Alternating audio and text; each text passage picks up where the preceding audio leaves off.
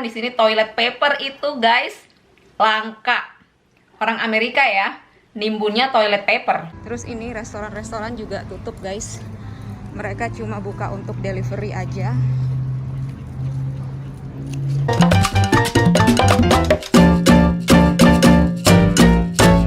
Jadi sekarang ini YouTube kan lagi strict banget ya masalah video yang diunggah yang menyangkut atau membahas masalah virus itu guys. Katanya kalau ada kata-kata C itu, the C word ya, itu videonya bisa di demonetize atau apalah, aku nggak tahu. Ini aku belum baca, tapi aku denger-denger gitu dari youtuber-youtuber yang lain juga. Karena YouTube nggak mau platform mereka digunakan untuk menyampaikan informasi-informasi yang nggak akurat, informasi-informasi yang salah, yang bisa menimbulkan kepanikan gitu terhadap orang-orang. Jadi aku mau hati-hati banget pakai the C word itu, tapi kalian tahu lah ya yang aku bicarakan ya si virus itu. So, hari ini adalah hari Sabtu, tanggal 21 Maret 2020. Hari ini adalah hari ketiga California berada di dalam perintah shelter in place atau perintah untuk stay di rumah. Perintah ya, bukan himbauan. Kalau himbauan biasanya masih ada yang suka ngeyel. Kalau perintah sifatnya lebih tegas. Jadi kalau ada yang melanggar bisa ditindak secara hukum. Sejauh ini California adalah state pertama yang menggunakan perintah ini guys. Tapi mungkin setelah ini akan segera diikuti oleh state-state lainnya ya. Jadi shelter in place order ini apa? Bedanya apa sama lockdown? Bedanya tipis, mirip-mirip sama lockdown. Orang-orang sering menggunakan kedua istilah ini secara bergantian. Kadang mereka bilang shelter in place, kadang mereka bilang lockdown gitu. Shelter in place itu adalah istilah yang dipakai untuk mengurung sebuah tempat karena adanya ancaman dari luar. Misalnya ada badai di luar rumah, maka perintah shelter in place ini bisa dipakai untuk memerintahkan orang-orang untuk diam di dalam rumah untuk melindungi diri dari badai gitu guys. Itu namanya shelter in place. Nah, kalau lockdown itu biasanya ancamannya dari dalam. Misalnya kayak gini, misalnya ada let's say kriminal gitu lah, pembunuh gitu ya, pembunuh lari dari penjara, kabur dari penjara, terus dia masuk ke sebuah desa. Nah, polisi mencari di dalam desa itu kan, tapi kan susah karena banyak orang. Nah, akhirnya diperintahkan desa itu untuk lockdown supaya si penjahatnya ini nggak bisa keluar desa gitu loh. Kayak yang di Wuhan itu dia lockdown karena virusnya dimulai dari situ kan. Jadi supaya virusnya itu nggak menyebar keluar, maka tempat itu ditutup, di lockdown gitu. Kalau untuk California sendiri sekarang ini statusnya nggak lockdown, nggak lockdown 100% gitu. Jadi perintah untuk stay di rumah, artinya kita masih boleh masih boleh traveling, asalkan travelingnya itu yang benar-benar penting gitu. Kalau nggak penting, nggak boleh. Oke guys, karena aku lapar, aku mau makan siang dulu dan aku mau bikin ramdon. Kalau kalian udah nonton film Korea yang judulnya Parasite, kalian pasti tahu ramdon itu apa. Jadi ramdon itu basically instant noodles gitu, ramen ya, ramen. Aku nggak tahu donnya itu udon apa bukan ya, ramen udon, I'm not sure. Pokoknya ramnya itu ramen. Jadi ramdon ini dibuat dari dua jenis ramen, yaitu chapageti sama noguri. Disingkatnya jadi chapaguri, ya. I hope I'm saying it right.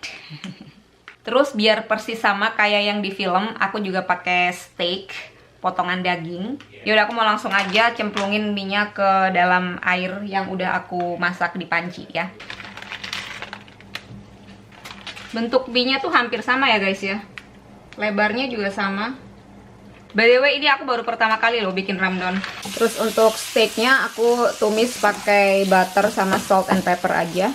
Lalu aku tiriskan airnya sedikit ya guys. Jadi istilahnya kayak nyemek-nyemek gitu loh guys bahasa Jawanya. Jadi nggak kering banget. Terus aku masukin bumbunya. Lalu aku masukin dagingnya yang udah aku masak tadi. Terus di mix deh. Oh my god, this looks good. Oh yeah.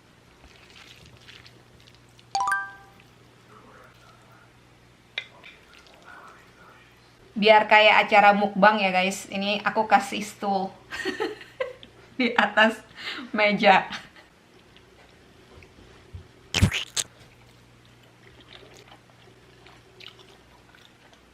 Oke. Rasanya ada pedesnya, tapi nggak pedas banget menurut aku.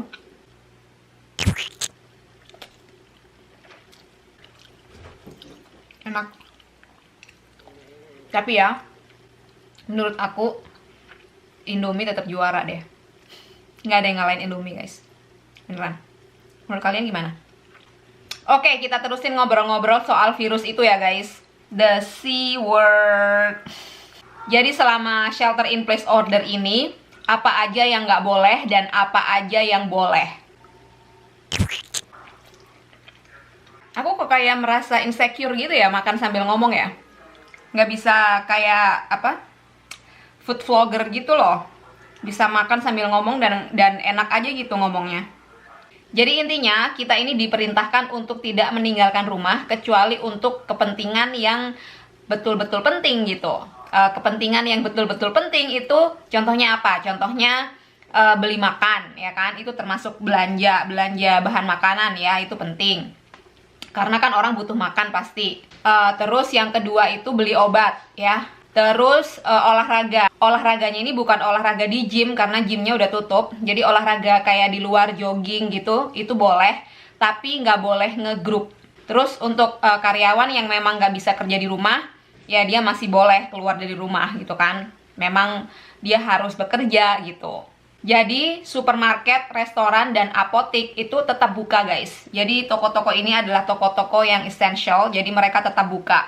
Sedangkan toko-toko yang nggak essential kayak gym, nightclub, bar itu ditutup semua. Restoran juga dia bukanya hanya untuk delivery sama take away aja, jadi nggak boleh makan di dalam restoran. Nah terus yang nggak boleh itu apa aja? Banyak. Yang nggak boleh kumpul-kumpul sama teman-teman, nggak boleh. Segala macam bentuk pesta nggak boleh, termasuk pesta pernikahan, pesta ulang tahun nggak boleh, harus dibatalkan. Pergi ke salon nggak boleh, karena salonnya tutup juga, guys. Apa-apa yang bersifat kebutuhan sekunder atau kayak kebutuhan hiburan gitu nggak boleh. Yang boleh hanya kebutuhan primer. Bahkan mall-mall juga tutup loh sekarang ini. Toko-toko baju juga tutup. Sekolah, daycare, tutup semua, guys. Kebayangkan gimana kacaunya perekonomian gara-gara virus C ini. Sejak 2 minggu yang lalu, orang-orang di sini tuh udah pada panic buying gitu, guys. Mereka pada hoarding barang-barang yang sekiranya mereka perlukan kalau seandainya ada lockdown. Jadi orang-orang tuh sebenarnya udah siap-siap sejak 2 minggu yang lalu. Untungnya aku nggak termasuk orang-orang yang hoarding. Karena aku tahu sih, kalaupun seandainya ada lockdown, pasti supermarket itu akan tetap buka. Karena supermarket itu kan penting, makan gitu kan, orang butuh makan gitu. Jadi aku nggak begitu khawatir gitu soal menimbun gitu loh. Jadi orang-orang yang nggak hoarding ini akhirnya kena imbas orang-orang yang hoarding. Masa aku mau cari roti aja di supermarket, habis coba.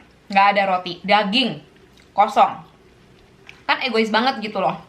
Padahal aku nggak bermaksud hoarding ya, memang aku lagi butuh makanan pada hari itu gitu kan. Jadi kalian jangan sampai hoarding gitu ya, jangan sampai nimbun-nimbun gitu ya. Kasihan orang-orang yang memang butuh gitu loh. Jadi ya berbagilah, jangan egois ya. Sama kayak di Indonesia, di sini udah susah banget cari hand sanitizer, masker, alkohol, itu jadi barang-barang langka. Bahkan di sini toilet paper itu, guys, langka. Orang Amerika ya, nimbunnya toilet paper. Kalau di Indonesia kan nggak butuh ya toilet paper ya, ada air. Aku juga nggak begitu peduli sih, misalnya toilet paper habis gitu, aku masih bisa pakai air gitu. Yang repot kan Ricky, suami aku, dia nggak bisa cebok pakai air. Ini aku tunjukin foto-foto yang diambil sekitar seminggu yang lalu. Jadi kondisinya kayak gini, guys. Ini adalah kondisi di supermarket seminggu yang lalu. Jadi supermarket itu dari 2 minggu yang lalu itu udah rame dan antri.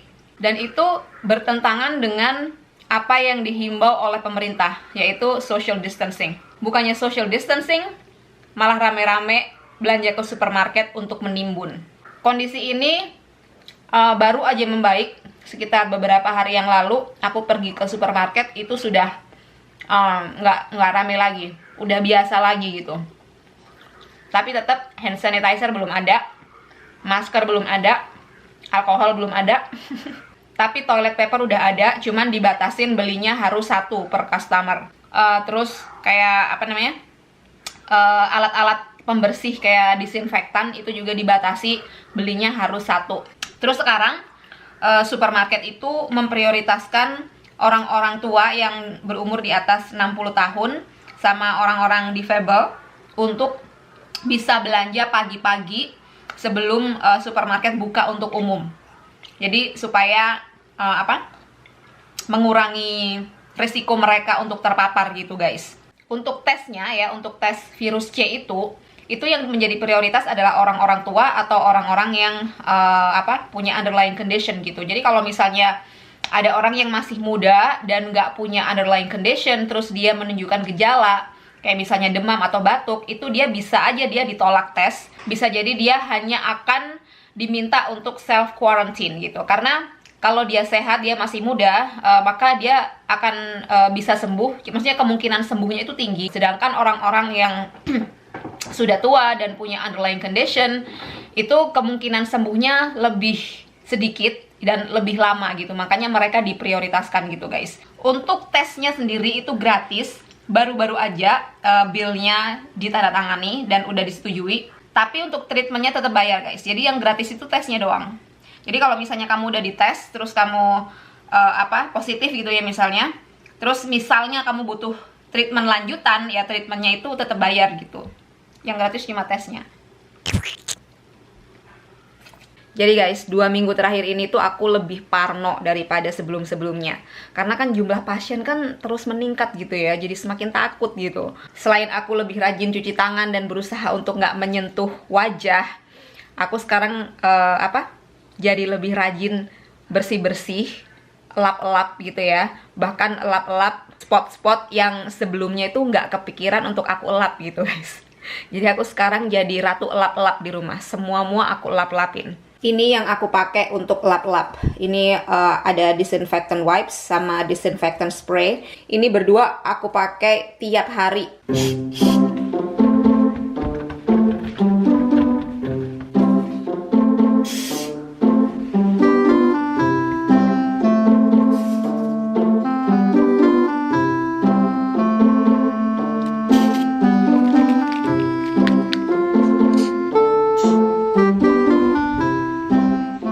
Bahkan guys, sekarang kalau aku dapat paket dari online shopping gitu, paketnya itu aku biarin dulu di garasi selama sekitar 1 minggu, 3 hari sampai 1 minggu. Karena kan memang katanya virus itu bisa bertahan di kayak karton atau box gitu selama beberapa hari gitu kan.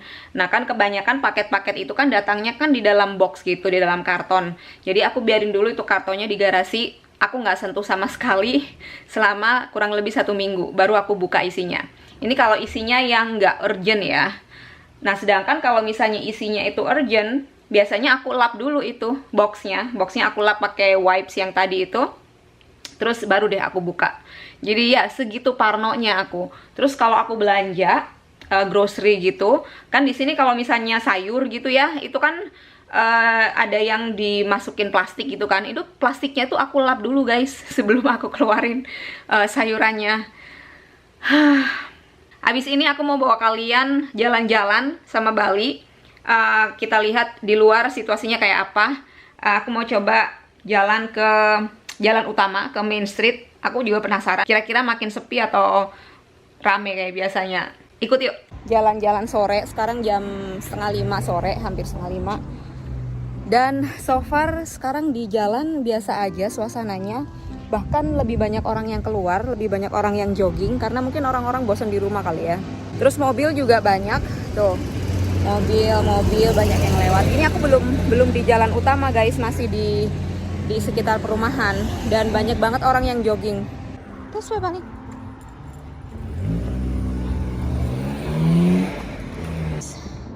Masih rame jalanannya.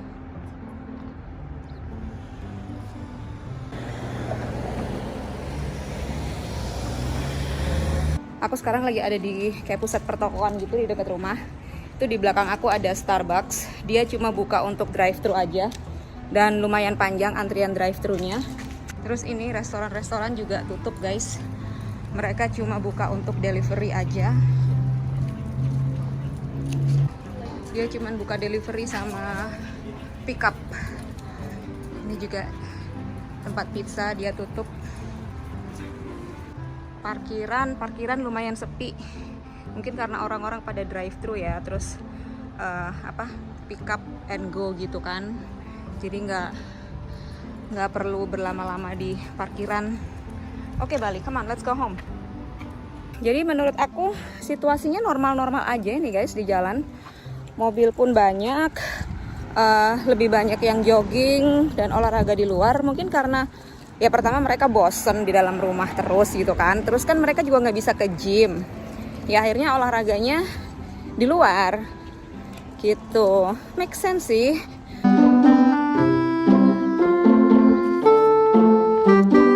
Oh ya, aku tadi lupa bilang ya, kalau total kasus di California ini kayaknya sekitar 1.300-an gitu deh sekarang. Yang meninggal berapa ya, entah ya, aku nggak hafal. Tapi kalau di county tempat aku tinggal, county itu lebih besar dari city ya. Jadi county itu adalah gabungan beberapa city. Totalnya 130-an kalau yang di county aku. Yang meninggal belum ada. So mungkin itu sebabnya orang-orang di sini juga masih nyantai, belum ada yang pakai masker gitu. Maksudnya jarang banget itu yang pakai masker. Kebanyakan kasusnya itu di California Utara guys, di sekitar San Francisco itu yang paling banyak. Kalau aku kan di California Selatan, masih nggak begitu banyak di sini gitu. Mudah-mudahan kurvanya semakin datar ya.